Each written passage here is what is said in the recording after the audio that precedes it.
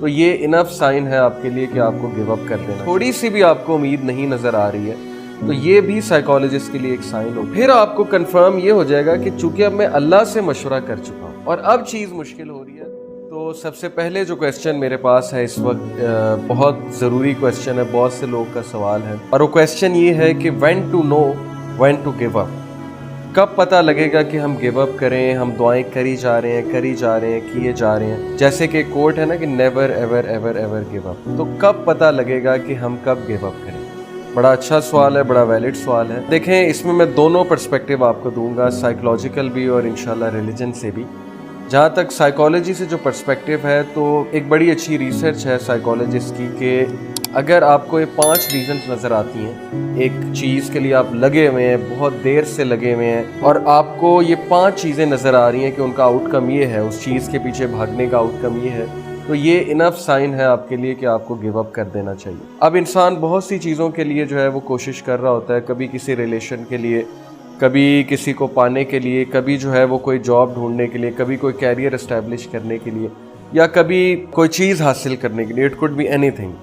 तो जिस पे जो एप्लीकेबल होता है वो देखे कि क्या ये 5 चीज़ें हो रही हैं। अगर तो हो रही हैं तो फिर ये इशारा है कि गिव अप कर देना चाहिए। तो मैं इंशाल्लाह आपको पढ़ के सुनाता हूँ। पहली जो चीज़ यहाँ पे लिखी हुई है वो ये लिखी है कि your quest to solve a problem takes over all other aspects of your life. ये जो प्रॉब्लम है जो अराइज हो गई है, जिसको आप सॉल्व करने की कोशिश कर रहे हैं और आप बड़े अरसे से लगे हुए हैं, इसको हासिल करने की कोशिश कर रहे हैं, लेकिन इस चीज़ ने, इस जस्तजू ने आपकी बाकी जो एस्पेक्ट हैं लाइफ का उसको ओवरकम कर लिया। यानी आपकी ज़िंदगी में सुकून ही नहीं रहा और हर वक्त ये प्रॉब्लम आपके जहन पे सवार रहती है। यहाँ तक कि इस प्रॉब्लम की वजह से आपकी सोशल लाइफ और आपकी रिलीजियस कमिटमेंट भी बहुत ज़्यादा जो है वो हर्ट हो रही है। तो ये एक बहुत बड़ा साइन है कि चूँकि इसने आपके सारे अदर एस्पेक्ट्स को ओवरकम कर लिया है, ओवरटेक कर लिया है, तो अब आपको इसका पीछा छोड़ देना चाहिए। दूसरी बात यह है कि you aren't able to visualise a positive outcome.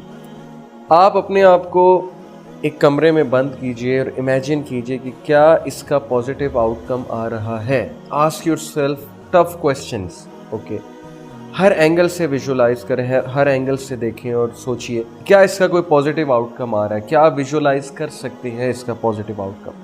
और अगर इसका पॉजिटिव आउटकम आ भी रहा है तो उसके बाद क्या फिर भी मेरी ज़िंदगी सुकून में रहेगी? क्या फिर भी मेरी ज़िंदगी की वो क्वालिटी रहेगी जो मैं मेंटेन करना चाहता हूँ? अगर तो हाँ, तो फिर इट्स वर्थ फाइटिंग फॉर। अगर तो ना, तो फिर आपको ये बात समझ लेनी चाहिए कि ये चीज़ आपके लिए बेहतर नहीं। Third is you start to feel poorly about yourself. अगर इस इशू के पीछे भाग भाग के, इसके पीछे जस्तजू कर कर के आपकी सेल्फ एस्टीम ही गिर गई है, you don't feel good about yourself at all, और आपको अपनी सेल्फ वर्थ ही कम लगती है कि मैं किसी काबिल नहीं हूँ, तो फिर ये भी बहुत बड़ा साइन है कि आपको इसका पीछा छोड़ देना चाहिए।